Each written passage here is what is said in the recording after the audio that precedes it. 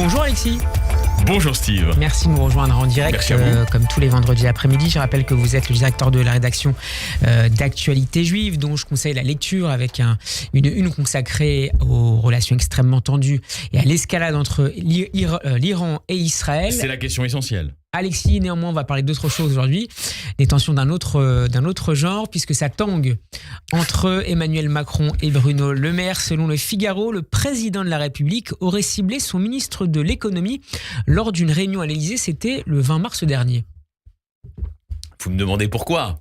Bon, je crois que c'est une histoire ancienne. Vous savez, dans les relations internationales, mais dans les relations interpersonnelles, rien n'arrive totalement par hasard. J'ai l'air d'un prophète en disant ça, mais c'est en fait vrai. On pense qu'on veut de Bruno Le Maire. Là, nous analysons la situation. Il ne s'agit pas de prendre parti pour l'un ou pour l'autre. Bruno Le Maire demeure néanmoins un ministre important par son rang hiérarchique, mais aussi, j'allais dire, par son existence, sa présence. Son existence commence d'ailleurs aussi... Et sa pérennité à Bercy, depuis 2017. Mais vous avez raison, c'est le cumul d'une pérennité exceptionnelle. Ça lui a été rappelé d'ailleurs en termes visiblement assez macroniens. Bruno, ça fait quand même 7 ans que tu es là. Merci de le citer. Aurait dit Emmanuel Macron alors même que l'usage est plutôt, et le président de la République qui connaît parfaitement les usages, consiste plutôt à vouvoyer ses ministres et ses collaborateurs dans des situations publiques ou semi-publiques comme des réunions. Le passage au tutoiement peut signifier plusieurs choses. Il peut signifier l'amicalité, la sympathie, les affinités électives, mais il peut aussi signifier l'inverse. On va y revenir. Parce que le président de la République est loin d'être un imbécile, il maîtrise évidemment tous ces codes à la perfection. Et donc, si vous voulez, voilà, qui est Bruno Le Maire ? Bruno Le Maire est une personnalité politique indépendante de la Macronie. Je vous rappelle que, comme d'autres, comme Gérald Darmanin, il a décidé d'apporter son soutien au président de la République après 2017. Mais en quittant les Républicains. Voilà, mais c'est un libre... Donc il avait été candidat aux primaires. Exactement, mais c'est un libre choix. Vous voyez, il s'est rallié à ce néo-centre. Il eût pu être aussi de son choix de rester dans l'opposition, comme l'ont fait d'autres ténors de son ancien parti, de LR.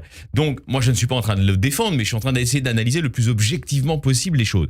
Par ailleurs, n'oubliez jamais une autre dimension de Bruno Le Maire. On l'apprécie ou pas comme écrivain, peu importe, mais c'est un écrivain qui est publié d'ailleurs dans la collection blanche de Gallimard très régulièrement pour des livres de pure fiction, mais aussi parfois pour des livres sur la politique qui sont... Ce qui n'est pas le cas de son dernier livre. Non, mais les livres sur la politique, et là je ne suis pas en train de faire son panégyrique, mais les livres sur la politique de Bruno Le Maire sont nourris quand même par une conception, j'allais dire traditionnelle, de beaucoup d'hommes politiques traditionnels du temps jadis, qui était le mélange de la littérature et de la politique. Depuis Chose Vue... modèle de François Mitterrand ou... Mais bien sûr, de Chose Vue à François Mitterrand. Et aujourd'hui, on en a en quelque sorte des spécimens résiduels. Bruno Le Maire en fait partie. Il y en a d'autres. Hein. Il y en a à gauche, bien sûr, Bernard Cazeneuve par exemple. Il y en a à droite, Éric Zemmour à l'évidence, qui marient littérature et politique. On aime, on n'aime pas, on adhère à leur idéologie, on la rejette, peu importe. Mais c'est comme ça. Et je suis désolé de le dire comme ça. Ça ne plaît sans doute pas au président de la République et à ceux qui l'entourent aujourd'hui. Mais que vous le vouliez ou non, Bruno Le Maire a une surface. Et il a une surface, il existe indépendamment du bon vouloir du président de la République. Mais au fond, est-ce qu'Emmanuel Macron ne lui reproche pas de ne pas suffisamment assumer la politique qui est menée à Bercy depuis 2017 alors que l'INSEE a annoncé... Vous posez comme à l'accoutumée les bonnes questions. Un déficit public de 5,5%. Je pense néanmoins, c'est l'angle de cette chronique, qu'il lui reproche deux choses. Il lui reproche d'être aujourd'hui dans le viseur de ceux qui disent le principal problème de la France, c'est la dette.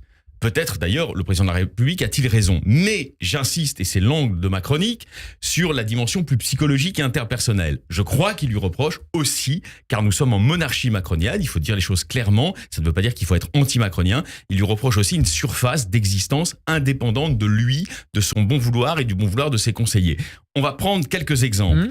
Bruno Le Maire, comme vous le savez, s'est opposé à la nomination, enfin a fait savoir qu'il n'était pas favorable au dernier choix, j'allais dire, du président de la République, c'est-à-dire la nomination de Gabriel Attal. À l'évidence, ce que j'ai ressenti à ce moment-là, et vous savez, je suis pas le plus informé des commentateurs politiques, mais j'essaye d'utiliser, comme vous, on essaie d'utiliser notre capacité de projection sensible. Ce que j'ai ressenti, c'est qu'effectivement, une parole libre, il n'est pas le seul, hein, Gérald Darmanin l'a dit aussi, une parole libre contre un choix aussi stratégique du président de la République n'a pas pu, pardonnez-moi l'expression, tomber dans l'oreille d'un sourd. Et je pense que le président de la République n'est pas du genre à passer sur ça. Il a été ulcéré par les prises de position de son ministre de l'Intérieur et de son ministre de l'Économie. Donc ça, faut quand même rappeler les choses. C'est absolument évident. Comme celle de François Bayrou aussi qui avait été... Oui, mais François, comme vous le savez, il n'a pas fait encore de François Bayrou un ministre d'État.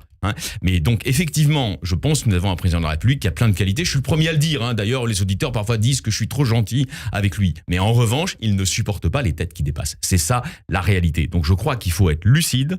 Il n'a pas de reproche politique et économique particulier à faire à Bruno Le Maire. Il est d'abord furieux de voir que Bruno Le Maire continue à exister by himself, On par peut lui-même. néanmoins lire également, Alexis, que Emmanuel Macron n'apprécierait pas, au-delà de ce que j'ai dit tout à l'heure, que le patron de Bercy n'ait pris aucune mesure contre les entreprises rachetant leurs propres actions.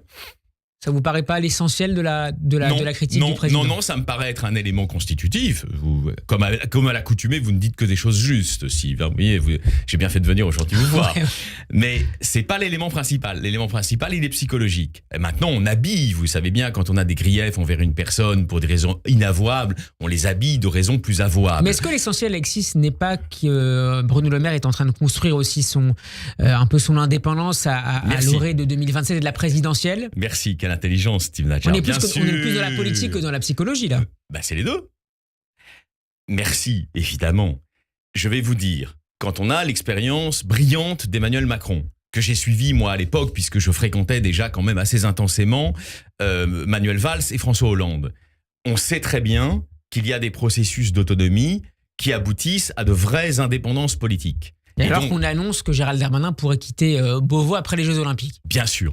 Et donc je pense que le président de la République, qui est très intelligent, sait tout cela. Il le sait pour l'avoir lui-même pratiqué. C'est-à-dire qu'il y a un moment où avec son épouse, enfin le cercle des ultra proches, il a décidé de s'autonomiser vis-à-vis de François Hollande.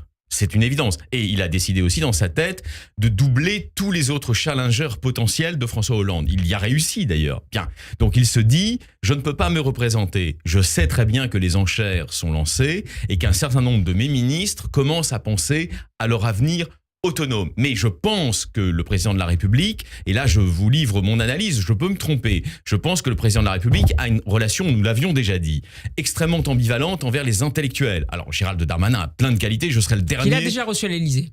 Bien sûr, je serai le dernier à les dénier. D'ailleurs, c'est pas un si mauvais ministre de l'Intérieur que cela. Mais Gérald Darmanin, c'est de ne lui faire aucune offense que de dire que comme Gabriel Attal, il ne boxe pas dans la catégorie des écrivains et des intellectuels. Bruno Le Maire, c'est l'un des seuls actuellement poids lourds de la Macronie, avec François Bayrou, vous avez raison de le rappeler, qui boxe dans cette catégorie intello. Et qui a d'ailleurs inspiré le dernier livre de Michel Houellebecq. Exactement, on est raccord. Et donc je pense que le président de la République le surveille d'autant plus qu'il connaît cette dimension. Et là aussi, je ne fais... Comment vous dire, j'essaye de ne jamais surjouer les argumentaires. Mais le président de la République, qui est un homme extrêmement intelligent, n'est pas perçu d'abord comme un auteur et comme un écrivain. Il est perçu comme un excellent technocrate, etc., mais pas comme un écrivain. Et donc je pense que cela ajoute à la méfiance instinctive qu'il éprouve envers Bruno Le Maire. Et donc après, effectivement, les griefs objectifs, si j'ose dire, du style, tu surveilles pas assez les comptes publics, tu n'aides pas... Bien sûr. Tu n'assumes pas aussi les choix qui ont été faits. Mais dans un gouvernement non dysfonctionnel, ça n'aboutit pas à une crise aussi ouverte, si vous voulez. Vous parleriez de crise, là? Non, écoutez, ça se règle. Non, mais ça se règle entre hommes. Et on peut lire, Alexis, pour terminer. On dit au ministre, voilà, fais attention, machin. Mais sous la forme d'une question dans l'opinion. On ne le prend pas à partie comme ça. On se demande s'il n'a pas été désavoué par Emmanuel Macron. C'est aussi le terme que vous auriez choisi? Non, parce que désavoué, c'est quand on est vraiment avec un subalterne. Mais là, justement, le problème qu'a Macron, c'est que le maire, on peut l'aimer, pas l'aimer, je suis pas un fan, mais c'est pas un subalterne. C'est quelqu'un qui existe indépendamment. Et je pense que le cœur de la crise, c'est que c'est insupportable à la monarchie présidentielle actuelle. Merci beaucoup Alexis Lacroix d'avoir été avec nous. Je rappelle qu'on peut vous écouter sur radioj.fr et vous retrouver en vidéo à la fois sur YouTube, mais aussi dans votre éditorial dans Actualité Juive. Shabbat Shalom. Merci beaucoup, Shabbat Shalom, à lundi. À lundi, ouais.